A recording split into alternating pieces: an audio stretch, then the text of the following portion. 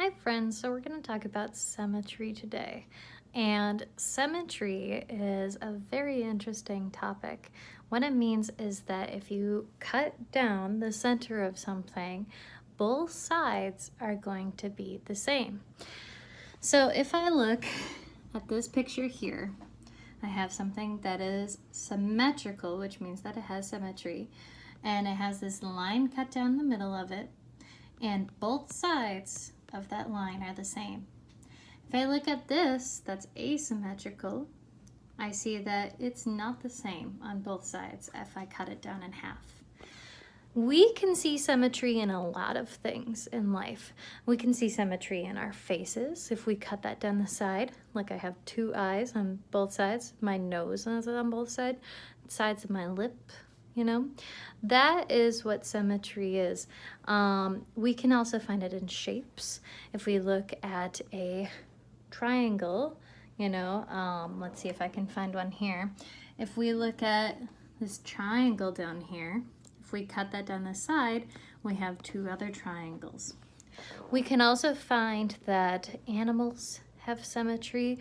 My biggest thing that I find is bugs have symmetry. If I cut it down the middle, I can see that both sides of the bug are symmetrical.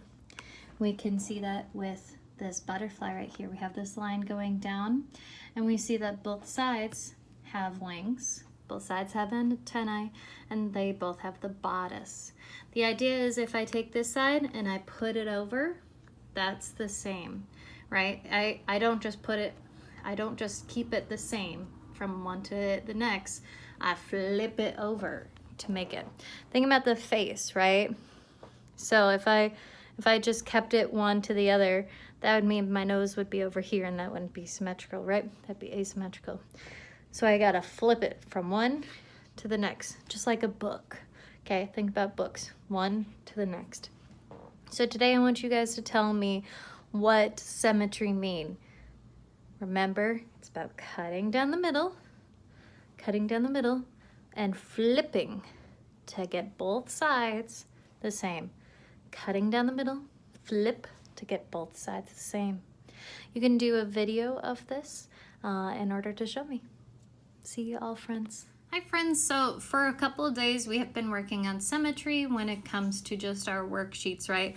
Which is just using that one half, right? And then just copying what we saw on the other half. Now today we're gonna do the same thing with these awesome bugs, right? And the fun, easy thing is now that we had done this, we're just using what we saw and flipping it over to the other side. And I personally find this to be a little easier to draw it freehand than to have one side already made. So what I'm gonna do is I'm gonna start with an oval, right? And this can be my head. Now I'm gonna just draw the bug that I made before. If you want to draw a any other kind of bug, like a ladybug or a butterfly, that's totally okay. And I'm just gonna do the same thing, keeping in mind that my whole idea is to make it symmetrical, right? And if I have one wing on this side, what does that mean? I need another wing on this side, right? If I have an arm coming out this way, I have to have another arm out coming out that way, right? And I'm not flipping it over so that it's different, right? I'm flipping it so that it's the same, okay? And maybe I have another part of the bug's body right there, so then I can add even more of the legs. You probably can't see that part. There you go. And if I want one less wing, I gotta put that in the center, right? And that's all I'm doing today. Now I can add details like eyes and antennae, right? And this just makes it more like a bug. Remember, everything is flopped and everything is symmetrical on each sides. All right? So I'll see you all soon. So bye. Now comes the easier part for you guys. It's just tracing. We're just gonna use a black marker, and everything that we drew, we are going to trace, right? And this will be helpful for when you guys are coloring in because I find it easier to see everything that I see when I keep on coloring, okay? I know that when we were doing Yayoi Kusama's pumpkins, right, it can be a little bit challenging because then you have to go back over with all the black, right? So it's kind of up to you, and all you're gonna do is you're just finishing up with this tracing, making sure that everything's made nice, okay? And that's it for today. All right, I hope to see you all soon. Hi friends, so we are learning about complementary colors. And complementary colors mean that they complement one another, which means that they go very, very well with one another. So we have lots of complementary colors here, and we're going to just kind of follow these lines in order for us to really look at them. Now, this is a color wheel, and we know about the color wheel from what we've been doing so far about learning about the colors. And what we're doing is we're looking at the opposite side of the color wheel in order to find the complementary color. So if we start at red, which is our first color of the color wheel, if we look all the way across, what do we get? We get green. And we've seen green and red in a lot of places. Most of the time it's in Christmas, but a lot of times it's in nature, right?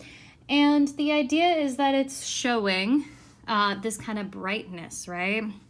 If we go next, we have orange. What is the complementary color of orange if we look all the way across? Blue. So I like to think about sports. I know, the Colts, who use a lot of blue and orange, and that really helps too. I think about the starry night sky, I think about oceans, right? Those are all different ways that we can see orange and blue. Now let's go next to yellow. What's across from yellow? Purple. We got the Vikings, right? We're in Minnesota and we know lots about the Vikings, right? And so we have another sports team kind of reference. We can also think about where else do we see yellow and purple? We can see it also in nature, maybe in a butterfly, maybe in different flowers, right? So the idea is that complementary colors complement one another. They are there to make each other brighter and to really make each other pop, right? Because if we put red and orange right next to each other, it can be really similar, right? Same thing with blue and green, or blue and purple, right? If we put a color that's next to each other or close to each other on the color wheel, it's not going to pop as much as if it was opposite from each other on the color wheel. So today I want you to tell me what you learned about complementary colors. Do you know which colors complement one another? Do you know what colors make each other pop? What does it mean to be a complementary color? Those are all different ways, all different things that you can tell me. You can tell me this on Seesaw, and I hope to see you all soon. Bye. All right, so just like Yayoi Kusama, we are going to make our bug with complementary colors. So my bug, I had it before with blue and orange. You could do green and red. You could do purple and yellow. I think I'm gonna do red and green just because I haven't done that quite yet this time. And the fun thing is we can make it symmetrical by repeating the color from one side to the next, right? So if I had that part of my body red, I can make this part 2 red.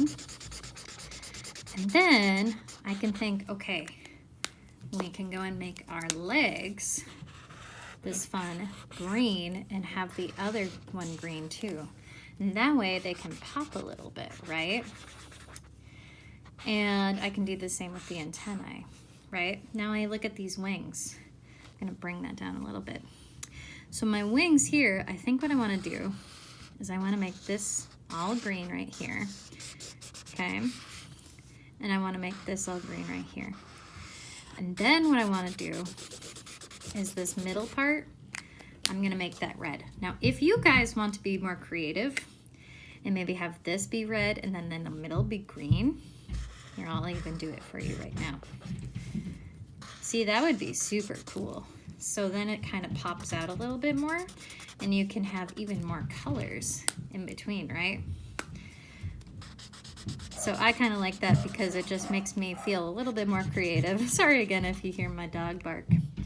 And I like the idea of making some of the legs different colors. So maybe some of these will be different. Ooh. And then I'll have these legs be different down here. And that's it. We don't even need a color and a background because we've done a lot with this project. So I just want you guys to use complementary colors to fill this in. So red and green, orange and blue, or purple and yellow. Sound good? I really enjoy this assignment because I think you guys can do a lot of fun with this. All right. So I hope to see you all soon, and I hope you do well. Bye, friends.